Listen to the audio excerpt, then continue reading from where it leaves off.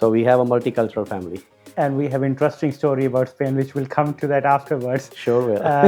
I was able to play cricket at a university level, so that was my pleasure So cricket is being a passion for a long time, since the day one. since the day one. Since the day one, main passion was always cricket, Yeah, and the gully cricket became the norm. yeah. We are so passionate about cricket. I'm just conscious this conversation is going to turn into all about cricket. I would like to share here is what has helped me. Our parents taught us very well how to sweep the brush, how to wash clothes, all these things are life skills. Yes. Whatever route you take, Yes. take these survival skills and Yes. you'll be all right. Yes. So you finish your first year. Did you decide to go back? I fell in love with so to adapt the difference was my biggest challenge. And over the years I have learned how to adapt.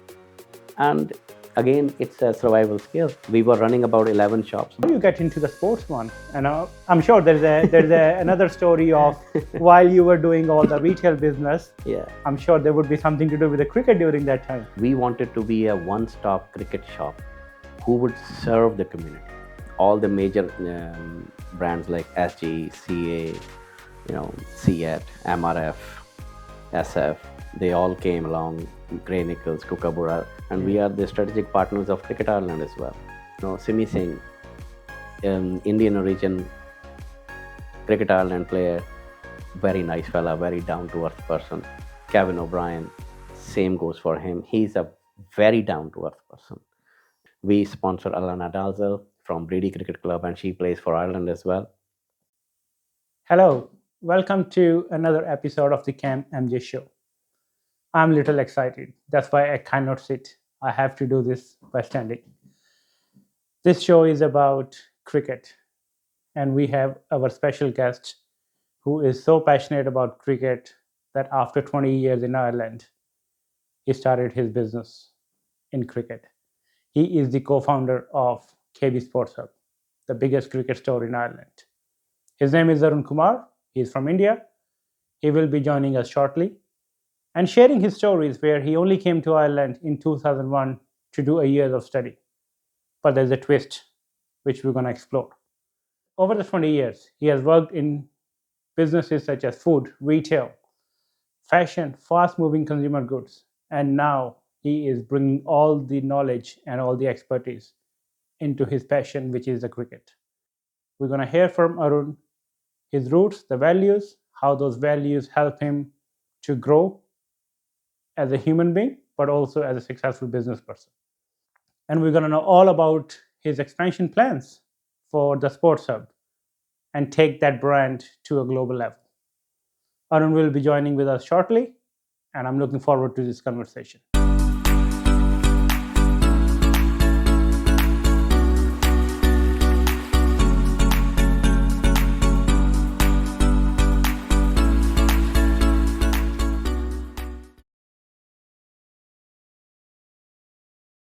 Hello, Arun.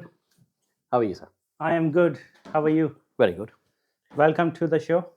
Glad to be here. And I am looking forward to our conversation, Me too. especially around the cricket. Right. Yeah. One of the sports I loved all the way, Yeah. and I played for most of my life, except last year. Hmm. And I know we played together at some stage as well, but your new venture is just on a different level. So we're going to have a lot of conversation around KB Sports Hub Okay. and, of course, your roots. Very good. Okay, we get started? Yeah, I'm ready. Okay, great. So, Arun, let's get started. Fair. Where you want to start your story? I believe like roots, where Okay. I'm from. Let's dig into your roots. Yeah, as your show says, like we're gonna focus on roots, routes, and what you're doing here. So yeah, I'm coming from Punjab. My province is Punjab, district Ludhiana. I was born in village Rakba. That is about 10 kilometers away from Halwara Air Force Station. So I was born in 1979. My schooling was done in Mullapur Dhaka. That's where we moved after my third standard, and since then we have been living there. My college graduation was also in Balapur Dhaka. I did BCom there, and after that I did MBA in Mandi Govindgarh. So after that I moved to Ireland as a student, and since then I'm here. They haven't been able to get rid of me. Too late now, I would say, at this Too point. late, too late. Yes. So let's talk a bit more about your childhood. Right. Do you want to talk a bit more about family? Who's in your family? Yeah, we were four. My late father, he passed away in 2021 due to COVID. Now we survived with my mom and my sister and myself. Yes, I have my family here, wife and two kids, one daughter and one son, Lara and Aryan. My wife's name is Atenea. She's from Spain.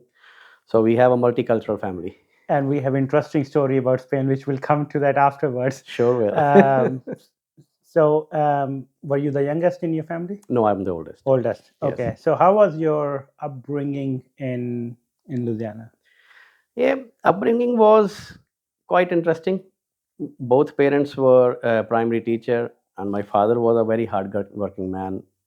He used to be the private electrician as well, on top of the primary teacher. So after the school hours, he used to go to do all the nixer jobs, what we call here in Ireland. And so I used to accompany him sometimes. And but yes, it was quite independent as well, because after doing my matriculation, my parents, they just sat me down and they said that, look, our qualification is equal to your qualification now. Going forward, you will have to take your own decisions. We can only support you financially, but we won't be able to let you know what is wrong or right. So you have to take your own decisions. So be aware, you will have to feel the consequences as well. And since then, I've been taking my own decisions, and I'm very happy actually that they allowed me to do it, because Indian families, they are quite controlling. The parents are very controlling. So in that sense, I was quite independent. So I'm thankful. Yeah, no, I think you touch on very important topic, Yeah. is where parents are thinking that afterwards we cannot make a decision for you because we are not Yes. educated enough Yes. to make the right decision. So Yes. your life, Yeah. you make the right decision what works best for you.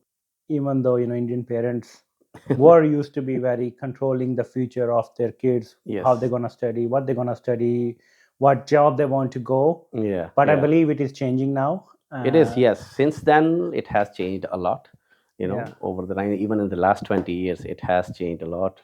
I came to Ireland in 2001. And now I see the next generation, the way they are equipped with information and all. We were nowhere near to that. Yes. And thankfully, they are making right decisions. Yes. That's how India is on progress now. Yes.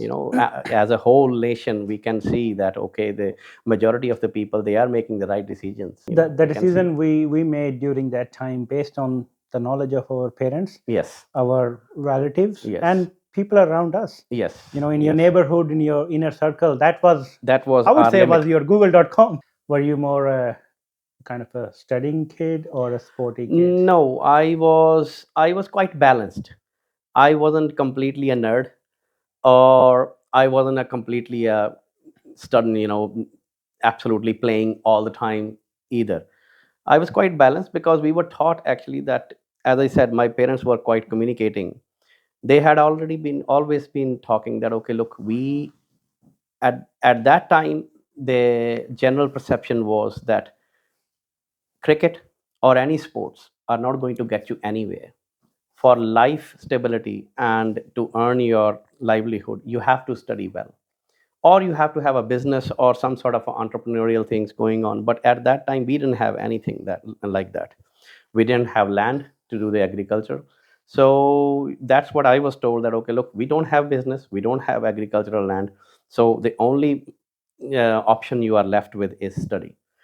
It's up to you how you go for it. And plus, they said, okay, look, we are also not going to say to you that, okay, you don't study at all, or you study absolutely everything every day. You should be studying only, because the life you will make, it will be for yourself. We are government teacher. We are going to get our pension. So our life is settled. It is who you have to make your own choices.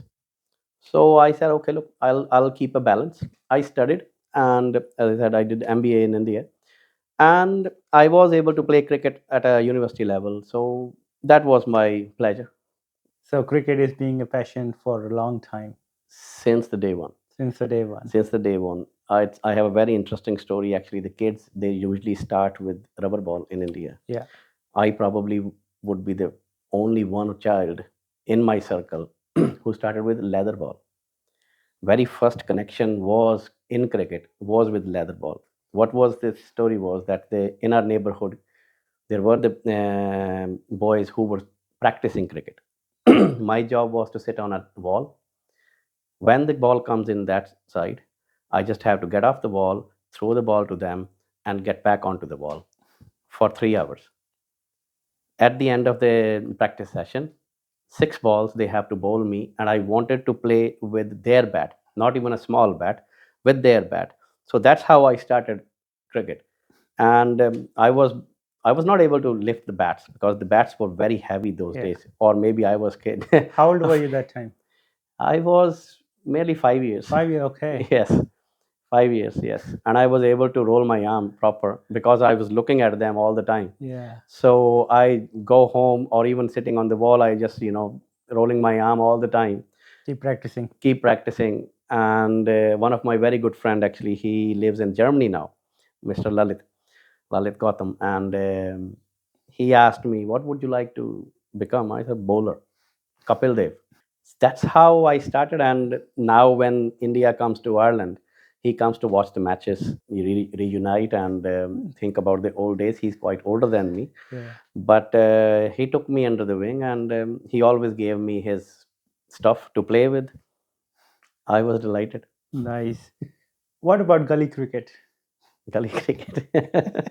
Yes, gully cricket. A lot of broken windows, as everywhere in India it happens. A lot of broken windows. A lot of even I broke one of the windshield of a car. But our neighbor was so nice, and they said, it's okay, no problem. I'll get this one fixed.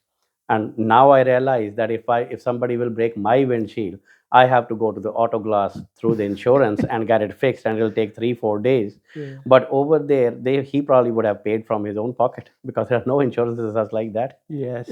Yes. No, the gully cricket is the one of a thing. And when we were growing up, there were no infrastructure where you're No. gonna play. There were no cricket gears because they were expensive and we couldn't Expensive. afford. Yes. So the easy thing you get is, I remember we used to play with this wood stick which you used to wash the clothes, Happy. happy, Yes. and buy a rubber ball which is as cheap Exactly. as you can get, and wherever you find a space, you play. I had the exposure towards both of these things because for the first 3 years I stayed with my mom because they were both my parents, as I said, were primary teachers. So the government job after the marriage, my mom was not able to get transferred towards my dad's side. Okay. So I studied first 3 years with staying with my mom and my nanny, my granny. So in that place, Namashare is my nanke, and at that place it was quite organized. That place I met Mr. Lalit, and I used his gear. Then I went to my dad's place. Over there is no cricket. Over there is more hockey. So I played hockey a little bit as well, but main passion was always cricket, Yeah. and the gully cricket became the norm. Yeah, we are so passionate about cricket. I'm just conscious this conversation is going to turn into all about cricket. So let's get back to your roots. So you enjoy cricket. You start playing at the very early age. Yes, yes, You did your MBA. yes. Any other exciting story of your roots you want to share? I would like to share here is what has helped me. Our parents taught us very well how to sweep the brush, how to wash clothes, all these things in life skills. Nowadays, it's on decline. When I was growing up, my job was to clean the house, to iron the clothes, and then I can go to play cricket. That was my payment basically. And study was not a payment, study was my job. So every Sunday I used to, after playing cricket, evening time, if I get a couple of hours, I used to iron the clothes. And that has helped me here as well to how to survive. Yes, and then that's exactly what I was thinking about. Even though they were not thinking that far, Yeah. in my opinion, Yeah. but they taught us a lot of survival skills. Like Exactly. I learned how to cook food. Yes. Every Sunday, I Yeah. used to cook breakfast, and There this you is go. Yes. how my mom got me to be ready for when you grow up. To face the world. Either you need to step out of the house, Yes. live Yes. in a hostel, or go abroad. Yes. At least you be able to survive with the basic skills Basic of skills. Yes. at least cook for yourself. Exactly. And Yes. Yes. I think that's something we need to be very thankful of. Even Yes. with their limited knowledge of the world, that common sense you call, or the basic knowledge which Basic they knowledge. taught Yes. us, Yes. help us to grow a lot. It has definitely helped us a lot. So yes, I'm really thankful for my parents as well that they taught us.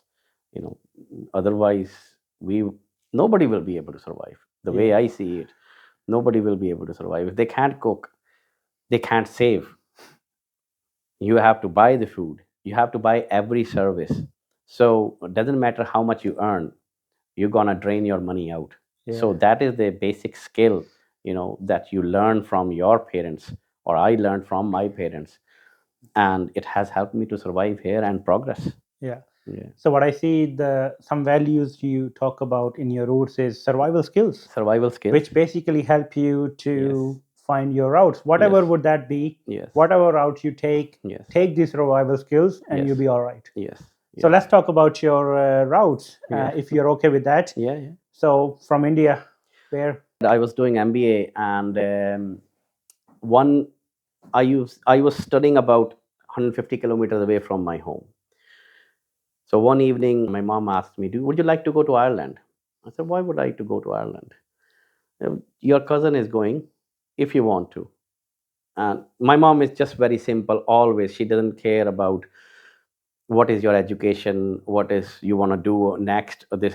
But because somebody else is doing, would you like to go? So that nobody will say to me, we didn't give you the chance. Yes. At that time, I had the job as well secured, and they said I talked to my dad. My dad said, look, it's up to you. We can give you a chance to go 1 year abroad and see for yourself what would you like to do with that. And I spoke more friendly with him, and I said, look, I have job. My final semester is almost finished, and why would I go? I said, it's up to you. You can talk to your friends and your professors in your college and then decide. Then I went to my college that day, and I spoke to one of my professor, and he said, well, look, it's good actually if they can afford. You can go for 1 year, and it'll be good on your CV. And then you can come back and join any multinational company in India, and it'll be good for yourself. That clicked in my mind, and I said, okay, look, let's try for 1 year. Yeah. And that's how I came in October 2001. Rest is history. I'm still here.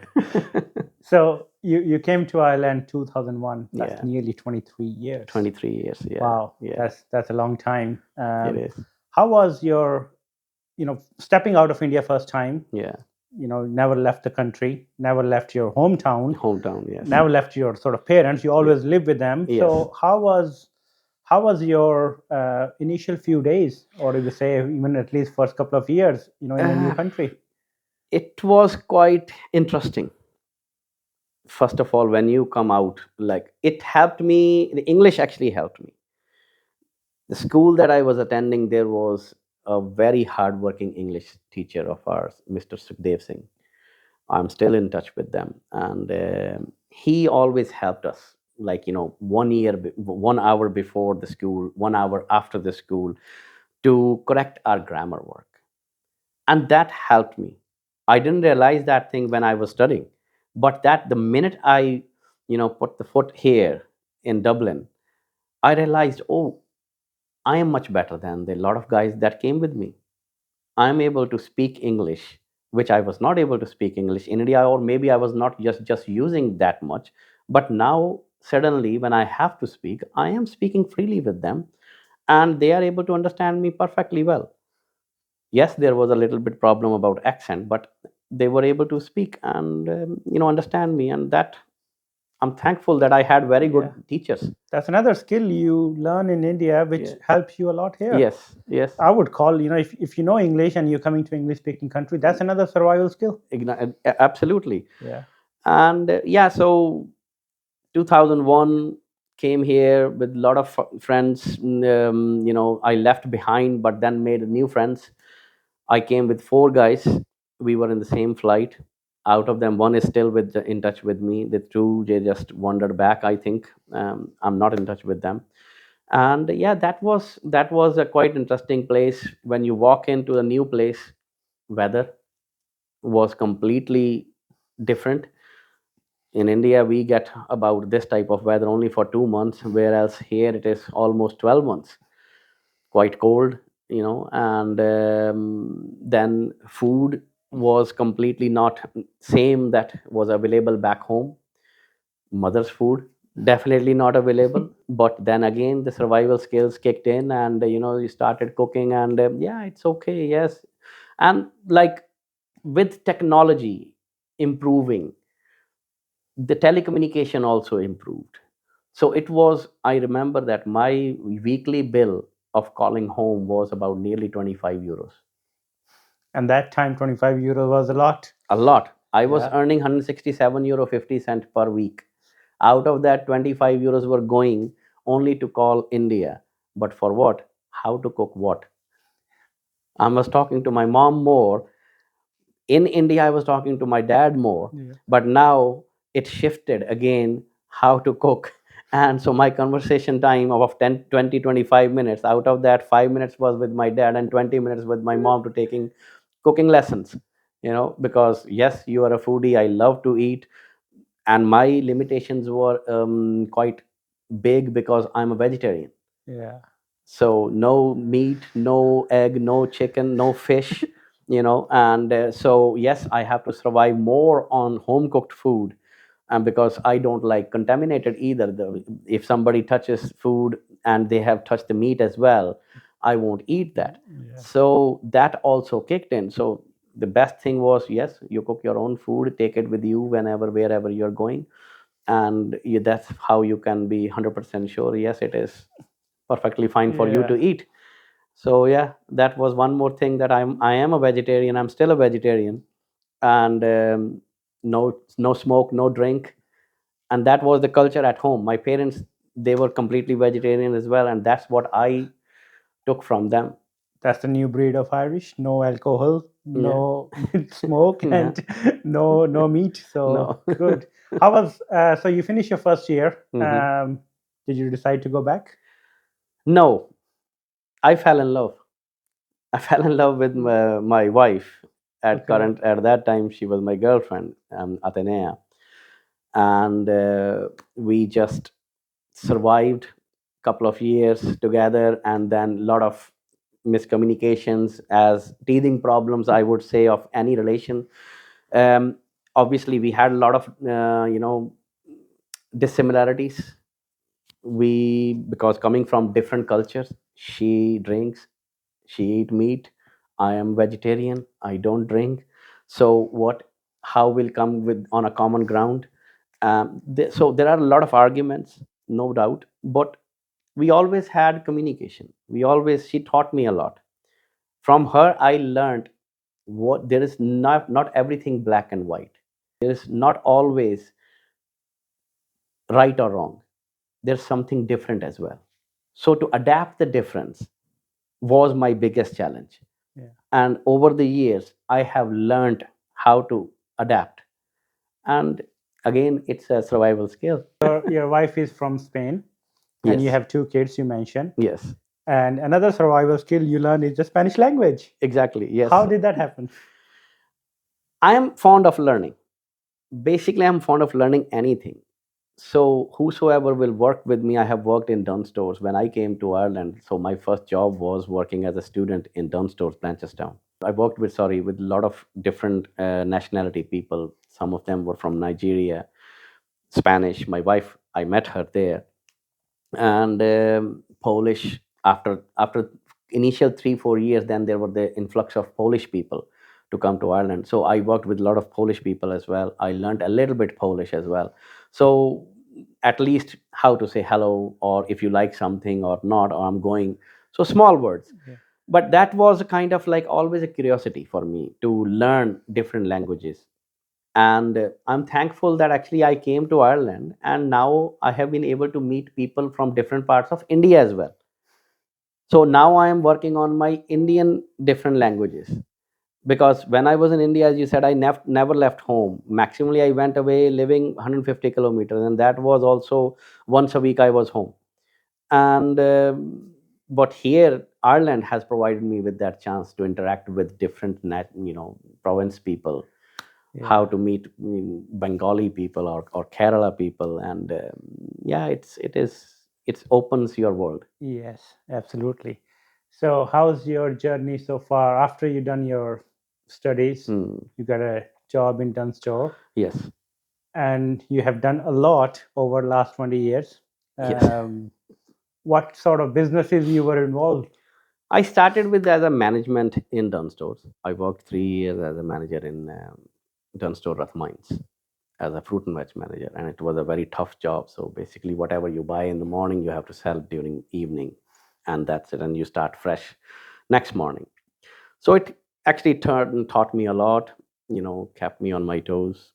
In 2008, I said, okay, look, let's start with our own business. So I started first Mace shop. The Mace is the brand of BWG Foods in Walkinstown, Dublin 12. And that was a very, very tough, challenging time for me, because as a naive or the new person, I started in 2008, the right time of the recession. So I took on that job in January 2008, and June 2008, all hell broke and the recession kicked in. But I survived. I learned, okay, look, that I am here. I will put on a lot of hours, cut down your overheads, but you have to survive. You have made this decision. You have to survive, and survival has been always my strong trait, and I did it. After that, after 4 years in being in Mace, somebody suggested me, why don't you move on and get into Maxall League? Maxall was the affiliated brand with BWG Foods as well, with the fuel stations and all. So, with my business partner Rajan Chandi, we took on our first store in Maxwell Beach Road, and that was a quite a big stepping stone for us. It helped us a lot financially to survive. Things got a little bit easier. Obviously, we had our experience, 4 years experience under the belt of retail. It started slowly getting on well. Then we took our next shop in Maxwell Baldoyle, and eventually we took the Maxwell Ballantyre and the Maxwell Green Hills, and that's how we started our the different sites of Maxwell plus Mace retail sites, and I quite enjoyed a lot. Up until last year, July, we were running about 11 shops, but then we have now come on to that stage of life that where you can't allocate a lot of your physical hours Yeah. to retail. And so we downsized. Then during that period, I was the co-founder of Tadka House as well. Food was always my passion as well. And so in 2014 we started in Rathmines with Rajan and Inder. It was a quite a unique project. We were the first one to go for all the calorie count in Indian food. A lot of people, they said that, okay, look, it may backfire, but no, people actually appreciated it, that we are giving the right information Mm. about our product, and it's then up to them to eat or not. And then we started working on the low calorie diets as well, and we had a section of low calorie diet in our menu, and people really loved it and they really appreciated that. That's very nice. Yeah. So, a lot of retail experience, experience from management. Yeah. You survive in the hard days in the recession, and Yes. with your survival skills and the traits you learn Yeah. during that recession period help you to expand when the timing was good, and Timing you was good. expand Yes. the business to different and multiple sites. Yes. How And you get into the sports one? And I'm sure another story of while you were doing all the retail business. yeah. I'm sure there would be something to do with the cricket during that time. See, cricket was always a passion. Alongside of retail, I was always a playing member of cricket club. I started in Old Belvedere. Now that club has packed its bag, but I start played there very well. I mean, enjoyed myself. Then it was always then it a come time comes when you can't play much, but you still want to get connected with sports some way somehow. Yeah. And I learned it very hard way actually. A lot of my friends, including you know that before Sports Hub, I had urban cricket. It was a first indoor cricket facility in Ireland, commercial one. Yes, one of the club, North County, still have one, but as a commercial facility, that was the first initiative. Maybe that time Ireland was not ready for cricket, and I had to learn hard way. Packed my bags. I couldn't survive. That I started with Jimmy Bansal. He's another fellow cricketer and another fellow retailer. Very well, we got on very well and started. But as I said, Ireland was not ready at that time, so we had to pack our bag. But you learn a lot from urban cricket, Yes, which basically help you to set up the KB Sports Hub afterwards. exactly. Yes, whatever the mistakes we did over there, I learned from them, and then we started Sports Hub. And the next venture was with Yogesh Kashyap. He's a professional cricketer. He played as a professional cricketer in UK, and then he played professional cricketer here in our club as well. I met him in Old Belvedere. He came to in 2006, I think. He came as a professional cricketer to play cricket in our club, and that's where how I get acquainted with him. We got on very well, and as I said, you can't do business with the person that you don't get on well. Yeah. So he's a very professional person, very enthusiastic, passionate about cricket all his life. He has played cricket at a much higher level than myself or yourself, and he has a actually very deep knowledge about it. He's done 2.5 level of coaching as well, which is quite high level, and he currently work with a lot of division first players and some of them international players as well. So you started about 4 years ago. Yes, 2020. How was the initial reaction of the cricketing community in Ireland and abroad? Yeah. Especially, cricket is not the popular sports in Ireland at that time. Yes. Cricket still is a very minority sport in Ireland. When we started, we didn't want it to be just a cricket store. We wanted to be a one stop cricket shop who would serve the community.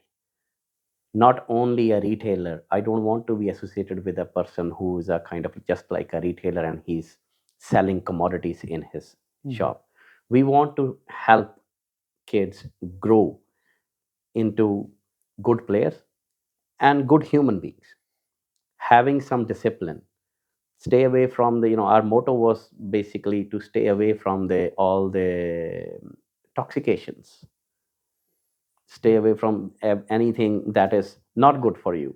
Keep them occupied in the sports so Yes. that they don't do any other wrong Wrong activities. activities, yes. So that's how that was my in my back of the mind, that if the kids are given opportunity, they would use it, and they would, even if five people, five kids, if we can change their lives, or if we can stop them from going on a wrong way, on a wrong path, I'm happy with that. So you have an initiative in Sports Hub Yeah. where you are supporting the young generation. Do you want Yes. to talk about that initiative, please? Yes, we did a couple of years ago. We did a grassroots hero program in which we offered 30% discount on everything that they wanted to buy. Normally, if any player is sponsored by any brand, they would normally get only a cricket bat, gloves, pads, and a bag. Four items. What we wanted to do is that, okay, we are not limiting you only on one brand. You can come to our shop, you can get any brand from head to toe. So the helmet is also included, shoes is also included in that one, and it's all goes 30% off. That's how we tried, and we sent an email to each and every club in Ireland to nominate one kid from their club and send us. And there are a lot of kids, they got help from that program. A lot of kids, they came, and they are delighted. Very nice. Yeah. No, this is so important to look after the next generation and not Yes. the current players, because you are building the future. Yeah. This is where you said, I'm not just a retailer, right? Yeah. I'm here to be with the community. Yes. Cricket is a community sports, and we are here to help and contribute to the community in whatever way we can. Sports Hub is associated with a lot of brands, a lot of known brands in cricket ecosystem. What are those brands? We started with SS, Okay. and then all the major brands like SG, CA, CET, MRF, SF, they all came along. Grey Nichols, Kookaburra, and we are just have added New Balance as well as we speak. So yeah, year on year we are increasing our range, and we have been actually complimented by a lot of cricketing community people that not even in UK, where the origin of cricket comes from, that one retailer or one shop wouldn't have that many brands. Yeah. Our motto is one stop cricket shop. If a person wants something, he should get from us, and we should be able to provide it. So that's how we worked on, even on the ground equipments as well. If somebody wants, like, the bow dry, these type of things as well, what you wouldn't see in one normal shop. Bowling machines, but we do provide them once, and we Yeah. are the strategic partners of Cricket Ireland as well. Beside cricket, I Mhm. know you guys are expanding into other sporting goods. Mhm. How does that vision looks like, or you want to talk about just a vision of Sports Hub? The vision of Sports Hub is to go in all sports. Now we have added hockey and badminton. No doubt people know us because of cricket, but a lot of, that's the beauty of Ireland as well, that a lot of cricketers, they play either badminton or hockey during winter times. So they were asking us that, would you not able to go into these two sports as well? And we said yes, no problem, we will look into it. It's been 2 years that we are on hockey as well, and this year we added badminton, and I have to say that the response is very good. And we are, as long as we are increasing our range, we are increasing our number of stores as well. Okay. So yes, What are the expansion plans? the expansion plan is quite big, but first step is to open a store in Northern Ireland, especially in Lisburn.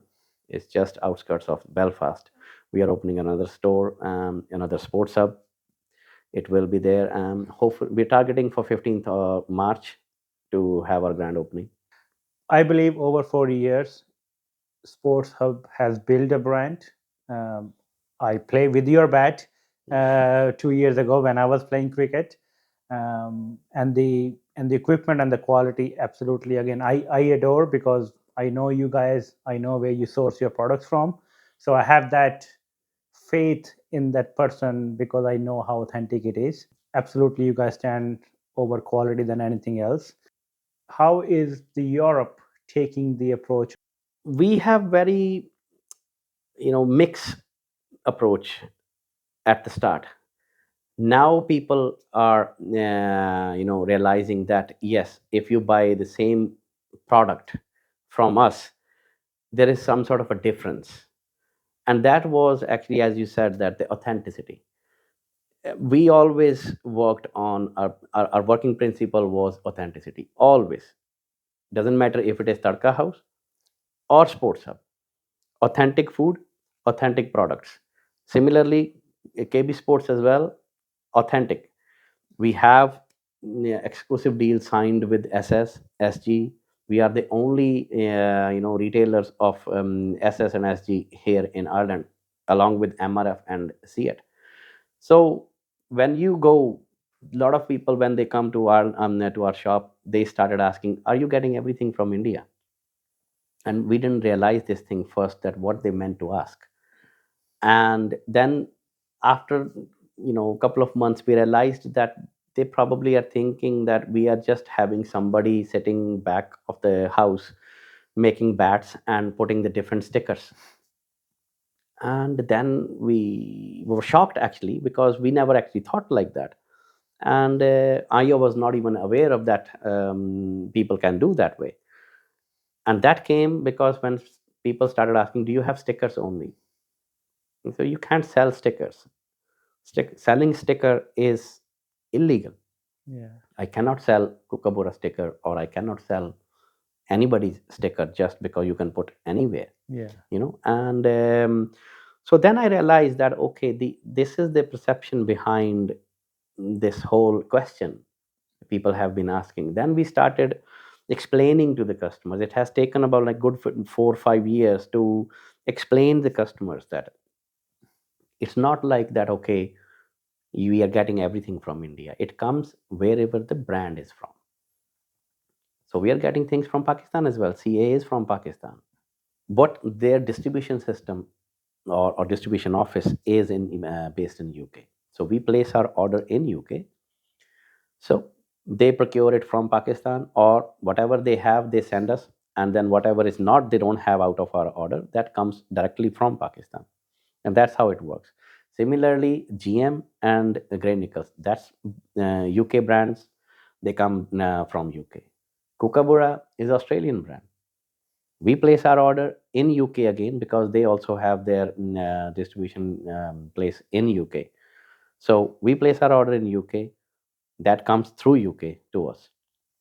The rest of the main brands are from India: SG, SS, MRF, CET, SF.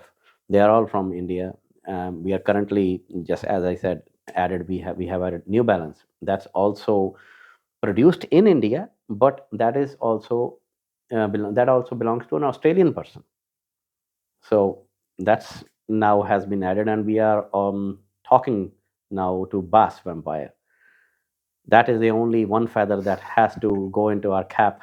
You can't be a complete retail or cricket retailer if you don't have Bass Vampire. Okay. Childhood brand. Absolutely. Yes. Absolutely. So I believe every business need time to build that trust, Yes. especially in the business you are in. The perception of the people, you probably need to take more time to build that trust. Yes. But in my opinion, I think you have reached that point where people do believe that it's an authentic product. Yes. And over time, they've been using the products and they can see that difference of the quality, and that's what the people vouch for. Yes, exactly. I mean, when it's very easy to do your first sale, in my opinion, or in my technical terms, but you are satisfied when you get the repeat business from the same customer or the same club. So that goes for us in KB Sports as well, that when we started, our first club was very difficult to crack on. Even though I say it's very easy to do your first sale, Yeah. but believe me, it was still easy for us to crack our first club, to provide them with their team wear. So Clontarf Cricket Club was our first club. We went there. We just asked them 5 minutes. We said that, okay, look, give us 5 minutes. Let us present our case, and then whatever you decide. Because they were always going with the established brands like O'Neill or Masita here in Ireland for their team wear, gears. And we said, okay, look, give us 5 minutes. And when they saw our quality and the control measures, everybody, it's very easy to make mistakes, but what is important is that how you rectify those mistakes.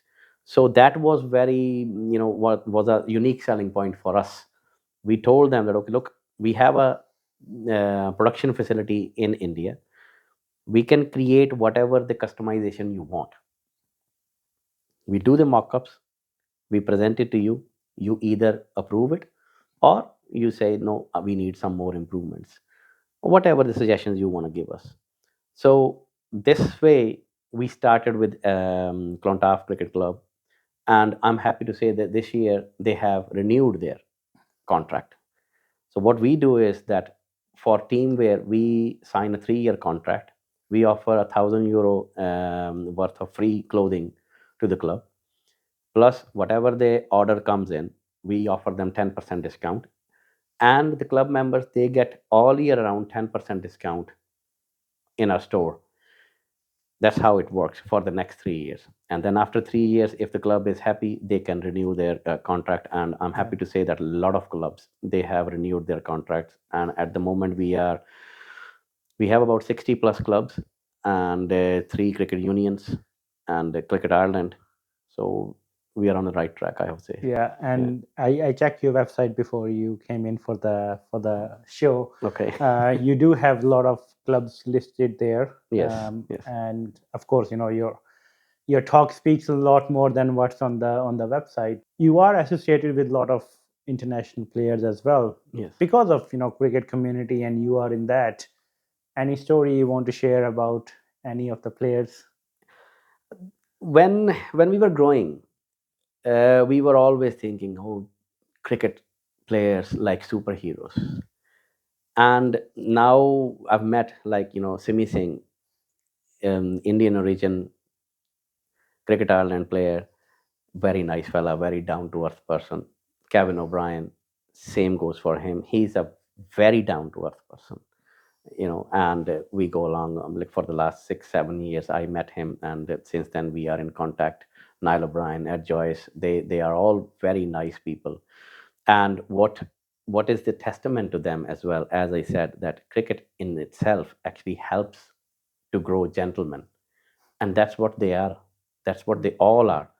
And now the focus is shifting from the men to women as well. And I go to a lot of women games as well. And we sponsor Alana Dalzell from Brady Cricket Club, and she plays for Ireland as well.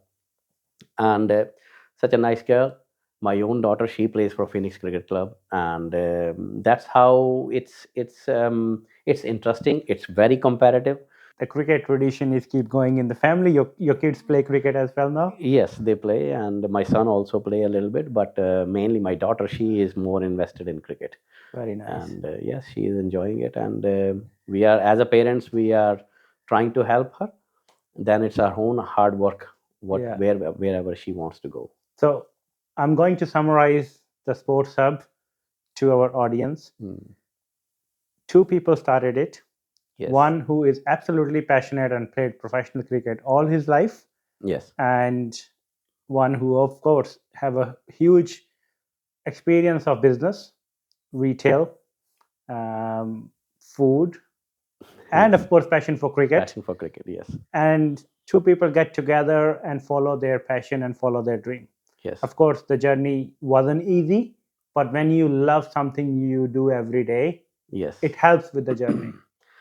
It helps definitely. I mean, our different skills to run a successful business was very much in need, and we bring different skills to the table, and as a collective effort, it is quite phenomenal, and we really enjoy it. And that's why none of us is shy away from putting extra yards, putting extra efforts. And I have to say, in that case, our families are very supportive as well. My kids are sacrificing, my wife is sacrificing, his wife is sacrificing, his kids are sacrificing as well. So nothing comes without a price. So we are putting a lot of sacrifices as well for this business. And I'm thankful to God that yes, I got my very supportive wife and kids. That's good. Very good to Yeah. hear. So, coming to the conclusion of the show, with your 23 plus year experience here, and your learning from your roots, from your parents, and your extensive experience in the business and successful businesses so far. Some of them you exited, some you are still engaged with. Yes. What message you want to give it to our audience? Work hard, work hard, and work hard. There's no shortcut to the success. Yes, there is now a new phrase, work hard but be smart. So I would say yes, my generation we were work hard people, but yes, you can bring some smartness as well, and then you can progress at a higher pace than myself. So there is no substitute. There is no shortcuts. There's no shortcut. Of course, you can expedite your hard work with Yes. smart thinking and Yes. smart solutions. Exactly. You still have to put the hard work. You still have to put the hard work. Yes. And one thing I learned from your conversation is the passion. Yes. The passion let keep you going for a long time. Motivation dies after a few days, but if you are passionate about something, that is your fuel to the fire. Exactly. I mean, like I work 7 days a week. There's no day off for me, and it is because of passion. Yeah. Passion and the sacrifice of the family. You have to be a little bit lucky. I have to say that you have to be a little bit lucky to have the supportive family. Yeah. So here I would like to emphasize here as well that the family has to be very supportive. So I have been lucky in that case. That's great. Very good to hear, Arun. Thank you. We can sit here and talk about cricket all day long. Yes. But I know your time is important. As you said, you work 7 days, you're a hardworking person. So thank you so much for coming to the show today and sharing your experience and your story. Thanks for having me. I absolutely enjoyed it, talking about it, and refresh the memories. That's good. And best of luck with all the expansion plans you have. And Thank I'm you. looking forward to your next store opening. Thank you. Great. Thank you, See Arun. you. Thank you.